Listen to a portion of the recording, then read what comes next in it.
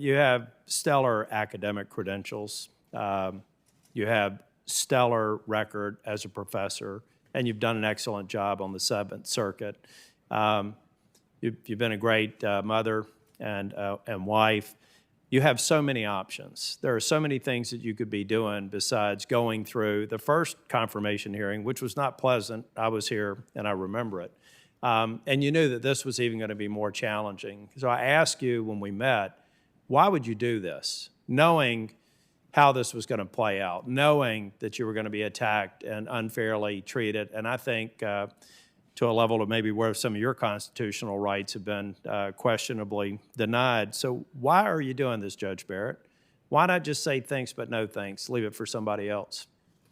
Well, as I said to Senator Graham yesterday, and I think this was part, and parcel of the conversation that you and I had, that this is a very difficult process. Actually, I think I would use the word excruciating over the weeks, and the knowledge that, people are going to say horrible things, that your entire life will be combed over, that you'll be mocked, that your children will be attacked. And so one might wonder why any sane person would undertake that risk and that task unless it was for the sake of something good. And as I said yesterday to Senator Graham, I do think the rule of law and its importance in the United States, and I do think the role of the Supreme Court is important. It's a great good. It would be difficult for anybody in this seat. I think everybody knows the confirmation process is very difficult. And so for me to say no, I mean, other people could do this job, but the same difficulty will be present for everyone. And so for me to say, I'm not willing to undertake it, even though I think this is something important, would be, a little cowardly. And, I wouldn't be answering a call to serve my country in the way that I was asked.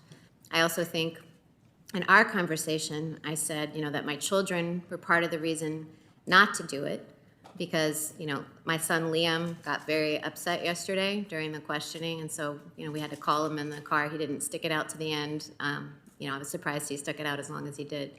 But Liam got very upset at the questioning, and Senator Kennedy referenced some of the other things that have happened to the children in the process. And so I said to you before any of that happened that in many ways the children are the reason not to do it, but they're also the reason to do it, because if we are to protect our institutions and protect the freedoms and protect the rule of law that's the basis for the society and the freedom that we all enjoy, if we want that for our children and our children's children, then we need to participate in that work.